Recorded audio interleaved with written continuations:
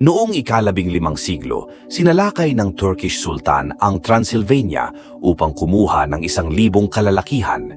Pinilit ang mga itong sumailalim sa pagsasanay para sa hukbong Turko. Isa dito ang nakilala bilang si Vlad the Impaler dahil sa kanyang napakabangis na kakayahan. Dahil sa kanyang mga nakakatakot na nagawa, kinalimutan niya ito at bumalik siya sa Transylvania na may layuning mamuno ng may kapayapaan. Malapit sa Transylvania, sa tabi ng isang ilog, isang Romanong nagngangalang Skelgim ang nakatagpo ng isang iniwang helmet ng mga Turko. Si Vlad, ang prinsipe ng Wallachia at Transylvania, ay napansin na ang helmet ay tila pag-aari ng isang espiya na nagdulot ng hinala sa nalalapit na pagsalakay ng mga Turko. Dahil sa kinaroroonan ng helmet sa agos ng ilog, inisip ni Vlad na ang pinagmulan nito ay nasa bundok ng Broken Tooth. Agad niyang inutusan ang kanyang mga tauhan na maghanda para sa labanan habang siya mismo ang magsisiyasat sa kampo ng mga Turko upang simulan ang negosasyon. Kasama ang 2 niyang tauhan, narating nila Vlad ang bundok. Mula sa kuweba, nagsilabasan ang mga paniki na nagbigay kay Vlad ng hinala na ang mga Turko ay nasa loob. Sa paglalim ng kanilang pagpasok, natuklasan nila ang mga durug-durug na buto. Isang misteryosong nilalang ang umatake sa 2 tauhan ni Vlad. Nagtangkang tumakas si Vlad pero naabutan siya nito. Ngunit bago siya tumilapon, nahiwaan niya ito ng kanyang espada. Nagawa niyang gumapang palabas ng kuweba at patungo sa liwanag ng araw. Ang halimaw ay huminto at kalaunan ay umatras. Ang dugo nito sa espada ni Vlad ay naglaho sa sikat ng araw. Pagbalik ni Vlad, agad niyang kinausap si Lucian tungkol sa nilalang. Isinalaysay ni Lucian ang kasaysayan ng vampira, isang lalaki na tumawag sa demonyo para sa kapangyarihan, binigyan ng lakas ngunit isinumpa upang manirahan sa walang hanggang dilim.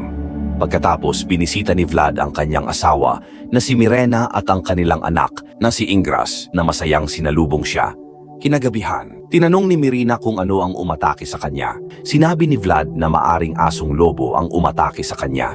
Kinabukasan, ang kanilang pagdiriwang ay biglang naputol sa pagdating ng general ng Ottoman na si Hamza Bey. Nag-alok si Vlad ng isang baul ng pilak bilang tributo sa sultan, ngunit inakusahan siya ni Hamza na pinatay ang kanilang mga espiya. Mariing itinanggi ni Vlad ang paratang at hinimok si Hamza Bey na tanggapin ang tributo at umalis. Gayunpaman, masayang inihayag ni Hamza Bey na ang sultan ay humihiling ng 1,000 kabataang lalaki para sa kanyang hukbo. Sa kabila ng mga protesta ng mga tao, patuloy pa rin na ipinahayag ni Hamza na ang kabataang edad 10 hanggang 15 ay kailangang sumali para sa hukbong Turko. Bago umalis, ipinaalala ni Hamza kay Vlad na kailangan niyang sumunod, kung hindi, kailangan niyang harapin ang kahihinatnan. Agad na hinimok ni Kazan, ang tagapayo ni Vlad, na gawin ang mga kinakailangang hakbang upang protektahan ang kanilang mga mamamayan. Kinagabihan, nagbahagi si Vlad kay Ingris ng kwento tungkol sa kanyang nakaraan.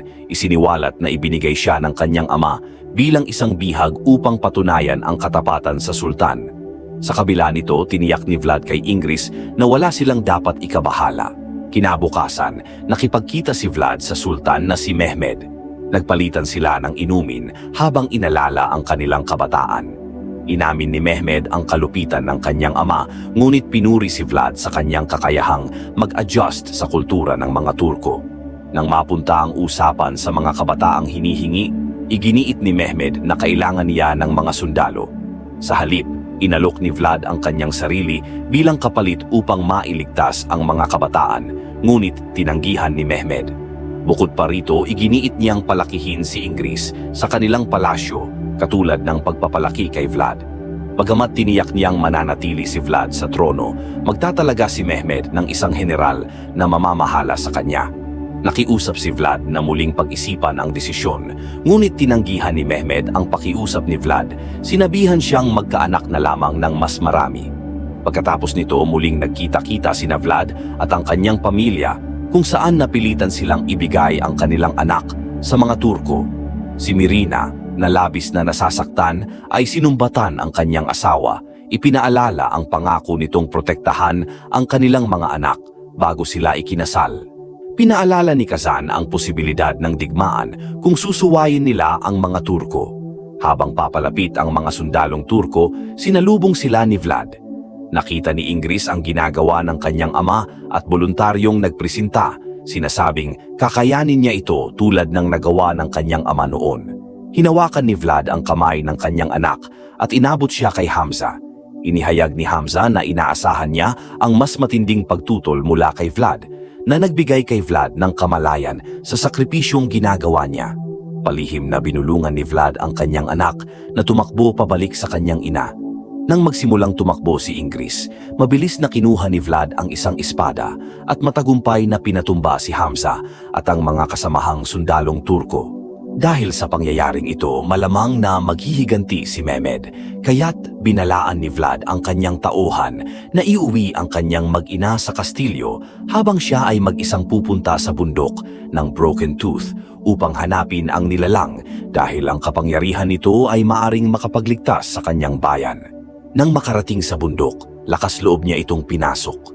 Nang magpakita ang nilalang, sinabi nito na wala siyang nararamdamang takot kundi pag-asa kay Vlad.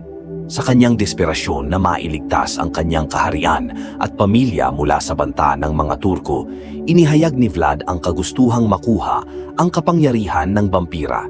Sinugatan ng vampira ang leeg ni Vlad at sinabing walang ideya si Vlad kung ano ang ibig sabihin ng pagiging tunay na halimaw. Ang vampira ay nagbabala kay Vlad na maibibigay niya ang kapangyarihan, ngunit kailangang pigilan ni Vlad ang tukso na sumipsip ng dugo sa loob ng 3 araw at pagkatapos nito ay mababawi niya ang kanyang pagiging tao. Kung mabigo siya, papupunta kay Vlad ang sumpa at siya ang magiging kapalit ng vampira. Kinagat ng vampira ang kanyang pulso at pinapatulo ang kanyang dugo sa isang sisidlan para inumin ni Vlad. Matapos inumin ni Vlad ang dugo ng vampira, unti-unti siyang nawalan ng malay. Kinalaunan ay nagising siya sa ilog. Bigla niyang naramdaman ang napapaso niyang daliri dahil sa suot niyang singsing, kaya tinanggal niya ito. Sinubukan niyang tumayo, ngunit ang isang bato sa kanyang kamay ay agad na nadurog. Sa kabila ng sugat, ito ay mabilis na gumaling. Namangha si Vlad dahil lumawak ang kanyang pandinig at paningin tulad ng paggalaw ng mga gagamba at mga hayop sa gubat. Kinuha niya ang singsing, isinabit ito sa isang tali at ginawang kuwintas. Biglang narinig niya ang mga malalayong pagsabog. Tumakbo siya ng napakabilis at sa gitna ng pagtakbo, nagbago ang kanyang anyo sa maraming paniki bago muling bumalik sa kanyang orihinal na anyo. Ginamit niya ang bagong kakayahang ito upang mabilis na makarating sa kastilyo. Pagdating sa kastilyo, nadiskubre ni Vlad na ito ay nilulusob. Muling nakasama niya ang kanyang pamilya at hinarap ang natatakot na mga mamamayan. Sinabi niya na ang isang mabuting prinsipe ay maaaring isakripisyo ang kanilang mga anak para sa kapayapaan, ngunit nangako si Vlad na hindi siya matatalo. Sa kabila ng mga kanyon na bumabasag sa mga pader ng kastilyo, mag-isang hinarap ni Vlad ang hukbo. Habang sumusugod ang mga sundalong Turko, sinalubong sila ni Vlad. Dahil sa kanyang kapangyarihan na nakuha galing sa vampira, kaya niyang gumalaw ng mas mabilis at mas malakas, kaya isa-isa silang pinatumba ni Vlad. Kinalaunan napabagsak niya ang buong hukbo ng Turko. Dumating ang kanyang mga sundalo ngunit wala nang natirang labanan. Sinabihan ni Vlad ang kanyang mga tao na huwag nang tanungin ang kanyang mga ginawa, kundi magtiwala na ang kanyang layunin ay panatilihing ligtas ang lahat. Alam niyang may darating pang mga hukbo, kaya inutusan niya ang kanyang mga mamamayan na magtungo sa monasteryo ng Kosya sa kabundukan. Habang nasa kanilang paglalakbay, nagkampo sila at hinarap ni Vlad ang tukso nang makita niyang kumakain ang kanyang mga tauhan. Iniwan niya ang kanyang mga tauhan upang maiwasan ang tukso. Pumasok siya sa tolda kung saan naghihintay si Mirina at nagsimula silang maghalikan. Ngunit nahirapan si Vlad na pigilan ang kanyang sarili. Lalo na nang maamoy niya ang dugo ni Mirina, agad siyang umatras upang maiwasan ang tukso. Biglang iniwan ni Vlad ang tolda. Sa kagubatan, nadiskubre niyang sinusundan siya ni Shkelgim. Nagulat siya nang maglabas ng patalim si Shkelgim, ngunit sa halip na umatake, sinugatan ni Shkelgim ang sarili niyang kamay bilang alay ng dugo at nagpahayag ng kagustuhang maglingkod kay Vlad. Tumanggi si Vlad, hinawi ang tasa ng dugo at binalaan si Shkelgim na lumayo sa kanya. Kinabukasan, dumating si Mehmed sa pinangyarihan ng labanan at nakita ang mga sundalo niyang nakatuhog. Samantala, nagising si Mirina at nakita si Vlad na nakalupasay. Nang suriin siya, biglang nagising si Vlad. Nagtaka si Mirina kung bakit biglang naglaho ang kanyang mga peklat sa katawan. Ipinaliwanag niya kay Mirina na nakuha niya ang pagiging bambira sa bundok ng Broken Tooth. Upang patunayan ito, hinarap niya ang araw, hinayaang sunugin ng liwanag ang kanyang balat. Nabahala si Mirina at hinila siya papalayo. Ipinaliwanag ni Vlad na ginawa niya ito upang iligtas ang kanyang mamamayan, nangangakong babalik sa dati kung mapipigilan niya ang pag-inom ng dugo ng 2 pang araw. Iniutos niyang dalhin ni Mirina ang mga mamamayan sa monasteryo habang siya ay susunod pagbaba ng araw. Paglubog ng araw, nagbago si Vlad sa anyong paniki. Samantala, sa hindi inaasahang pagkakataon, inambus ng mga sundalo ni Mehmed ang mga mamamayang Transylvanians habang ito ay naglalakbay. Si Dimitri, isa sa mga tauhan ni Vlad, ay dinala sina Mirina at Ingris sa ligtas na lugar, ngunit nahanap sila ng isang Turko. Sinubukan niyang lumaban, ngunit napabagsak siya nito. Iniutos ni Mirina kay Ingris na tumakbo. Habang papalapit ang sundalong Turko kay Mirina, lumitaw si Vlad sa kanyang malahalimaw na anyo, dahilan upang mahulog ang sundalo sa bangin. Nilapitan niya si Dimitri, ngunit hindi na ito nagtagal at muli niyang nakasama ang kanyang pamilya. Sa wakas, nakarating ang mga mamamayan sa monasteryo. Pagdating ni Vlad, naabutan niyang nagdarasal ang iba doon. Pinatayo at pinangaralan niya ito upang simulan ang paghahanda sa labanan.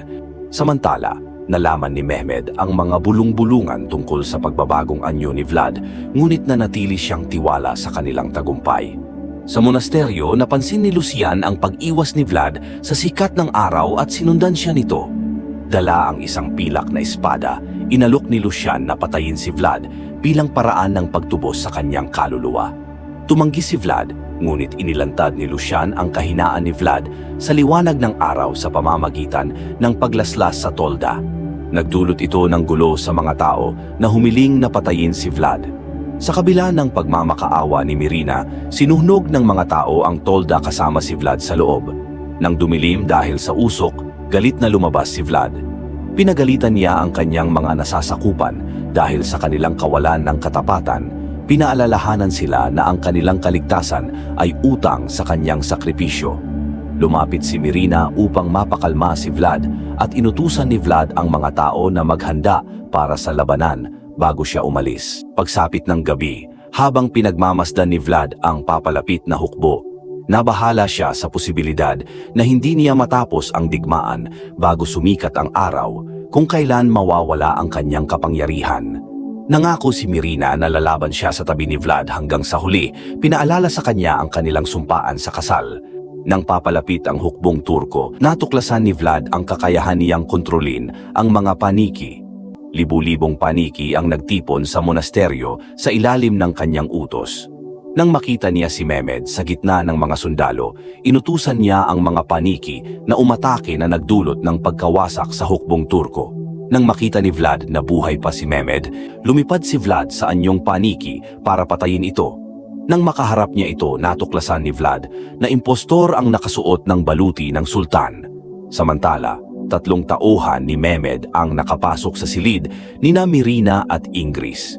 Tinangkang labanan ito ng kanilang isang tauhan, ngunit nabigo din ito. Habang mabilis naman na tumakas ang mag-ina papunta kay Vlad, ngunit natagpuan nila na wala doon si Vlad.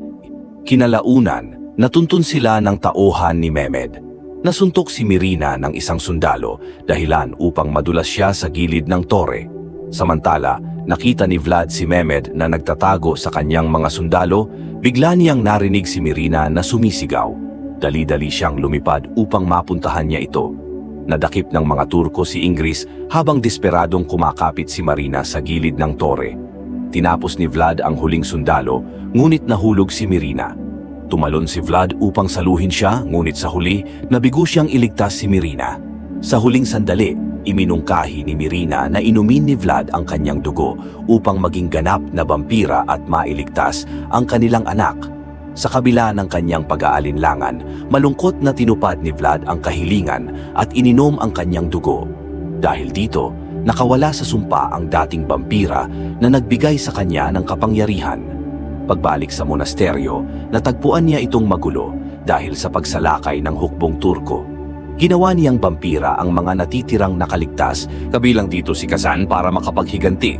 Sa kampo ni Mehmed, napansin ng kanyang tauhan kung bakit hindi pa sumisikat ang araw dahil ito sa dalang bagyo ni Vlad. Nagulat sila nang makita nila si Vlad na paparating. Nagsimulang umatake ang mga taong ginawang vampira ni Vlad sa kampo ni Mehmed. Habang si Vlad ay agad na pumunta sa tolda ni Mehmed kung saan ang mga pilak na barya ay nakakalat sa paligid ng sultan upang paglaruan ang kahinaan ni Vlad sa pilak. Doon, nakita niya si Ingris na nakagapos. Nagsimulang maglaban ang dalawa dahil sa kahinaan sa pilak, matagumpay na napatumba ni Mehmed si Vlad. Nang simulang saksakin ni Mehmed si Vlad, pinigilan niya ito at nagbago sa kanyang anyo ng paniki at sinaksak niya si Mehmed. Sinabi niya na hindi na siya si Vlad the Impaler, kundi si Dracula, anak ng Diablo, at kinagat ni Vlad ang leeg ni Mehmed. Paglabas ng mag-ama sa tolda, iniulat ni Kazan na wala nang natirang tao maliban kay Ingris. Nagtaka si Vlad sa sinabi at napansin niyang nakatingin sa anak niya ang mga taong ginawa niyang vampira. Iminungkahi ni Kazan na ang anak ni Vlad ay isang distraksyon sa pagkauhaw nila sa dugo at tinangka nitong atakihin si Ingris. Ngunit sinaksak ni Vlad si Kazan na nagdulot sa kanya ng pagkamatay. Niyakap ni Vlad ang kanyang anak mula sa natitirang mga vampira nang biglang dumating si Lucian na may dalang isang krus na nagdulot ng takot sa mga vampira. Nakiusap si Lucian kay Vlad na ibigay sa kanya ang bata na sinisiguro ang proteksyon nito. Malungkot na inutusan ni Vlad si Ingris na umalis, ipinahayag ang kanyang pagmamahal bago itinulak papunta kay Lucian. Habang sumisigaw si Ingris para sa kanyang ama, tumingin si Vlad sa langit at tinanggal niya ang mga ulap at hinayaan ang araw na tumama sa kanya at sa mga vampira. Nasunog ang mga ito kasama si Vlad. Sa kasunod na kaganapan, si Ingris ay kinuronahang bagong prinsipe ng Wallachia, ngunit nalungkot na ang kanyang ama ay hindi makikilala bilang bayani. Ang hindi alam ni Ingris, natagpuan ni Shkelgim ang walang buhay na katawan ni Vlad sa kampo ng Ottoman at pinainom niya ito ng kanyang dugo at muling nabuhay si Vlad. Lumipas ang mga siglo, si Vlad na ngayon ay buhay pa, ay naglalakad sa makabagong London. Nakatagpo niya ang isang babaeng kahawig ni Mirina. Kinausap niya ito ngunit hindi ito interesado. Nang bigkasin ni Vlad ang paboritong tula ng dati niyang asawa, bigla itong napahinto. Sinabi ng babae na paborito niya ang tulang iyon. Bigla itong nagpakilala bilang Mina at nagpakilala din si Vlad. Walang kamalay-malay na ang dating vampira ay nanonood mula sa malayo. Tumayo ito at sumunod sa kanila. Dito nagtapos ang pelikula. Salamat sa panunood. Mag-subscribe at pindutin ang bell button para updated ka palagi sa mga susunod kong video.